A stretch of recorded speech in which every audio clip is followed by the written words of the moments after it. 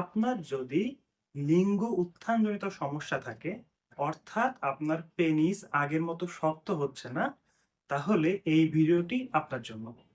এই ভিডিওতে আমি ব্যাখ্যা করব আপনার কেন লিঙ্গ উত্থান হচ্ছে না এবং এই লিঙ্গ উত্থানটা ফিরিয়ে আনার জন্য আপনি কি কি করতে পারেন। তো চলুন প্রথমে আমরা কারণগুলো জানি না। কারণ জানার আগে আপনাকে বুঝতে হবে আপনার লিঙ্গ উত্থান কিভাবে হচ্ছে। লিঙ্গ উত্থান দুটি ভাবে হয়ে থাকে। একটা হচ্ছে ফিজিক্যাল স্টিমুলেশন। আপনার যে পেনিস আছে, বিচি আছে বা স্ক্রোটাম আছে, ওই এরিয়া যদি আমরা টাচ করি, স্পর্শ করি, তাহলে এটা একটা স্টিমুলেশন। এটার কারণে আপনার লিঙ্গ শক্ত হবে। অথবা আপনি যদি খারাপ কিছু চিন্তা করেন অথবা খারাপ কিছু দেখেন, তখনও আপনার লিঙ্গ শক্ত হবে।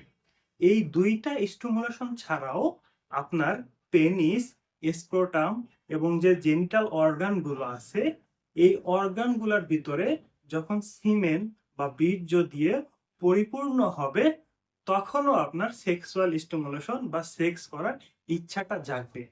তো ইরেকশনের প্রথম স্টেপই হচ্ছে স্টিমুলেশন। এখন আপনি যদি অতিরিক্ত হস্তমৈথুনে আসক্ত থাকেন, অতিরিক্ত অস্বাভাবিক যৌনকর্মে আসক্ত থাকেন, তখন কিন্তু আপনার ইচ্ছা শক্তিই জাগবে না। এখন আপনার যদি ইচ্ছা শক্তি না জাগে, তাহলে তো আপনার ইরেকশন হবে না, মানে লিঙ্গ শক্ত হবে না। দ্বিতীয়ত, আপনার শরীরে যদি সিমেনের ঘাটতি থাকে, টেস্টোস্টেরনের ঘাটতি থাকে, অর্থাৎ আপনার যে সেক্সুয়াল অর্গানগুলো আছে, সেমিনাল ভেসিকল, ভাস ডিফারেন্স এবং টেস্টিস, এদের মধ্যে যদি পর্যাপ্ত ফ্লুইড না থাকে, তাহলে কখনোই আপনার সেক্সুয়াল ডিজায়ার জাগবে না। কারণ আমরা পুরুষরা সেক্সুয়াল অ্যাক্ট করি সিমেন্টটাকে বের করে দেওয়ার জন্য। যখন সিমেন্টটা বের হয়, তখনই মূলত আমরা আনন্দ উপভোগ করি বা মজা পাই।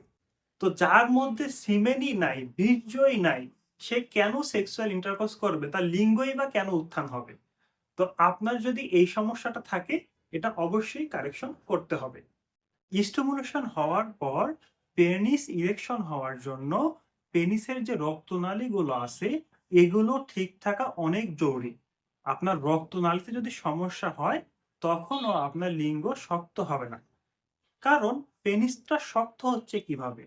পেনিসটা মূলত হচ্ছে একটা গহ্বর। এর ভিতরে রক্ত জমা হয়।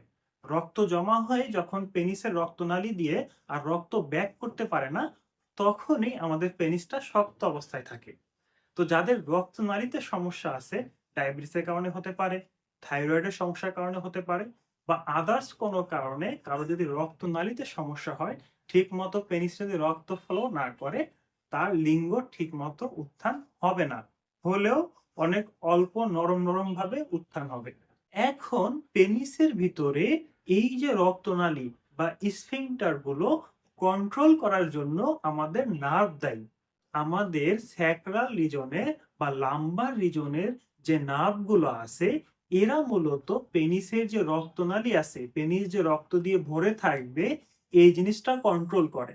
তো যখন আপনার নার্ভে কোনো ইনজুরি হবে, অর্থাৎ আপনি অ্যাক্সিডেন্ট করে কোমরে কোনো সমস্যা করে ফেললেন, বা স্যাক্রাল রিজনে কোনো ফ্র্যাকচার হলো, যার কারণে নার্ভের সাপ্লাইটা ঠিক হচ্ছে না, তখনও কিন্তু আপনার লিঙ্গ শক্ত হবে না। তো লিঙ্গ শক্ত রাখার জন্য আমাদের কারো শারীরিক এই ধরনের সমস্যা আছে কিনা সেটা খুঁজে বের করতে হবে। সেটা খুঁজে বের করে আমরা যদি তার বিরুদ্ধে চিকিৎসা নিতে পারি, তখনই আমাদের লিঙ্গ উত্থানজনিত সমস্যা চলে যাবে।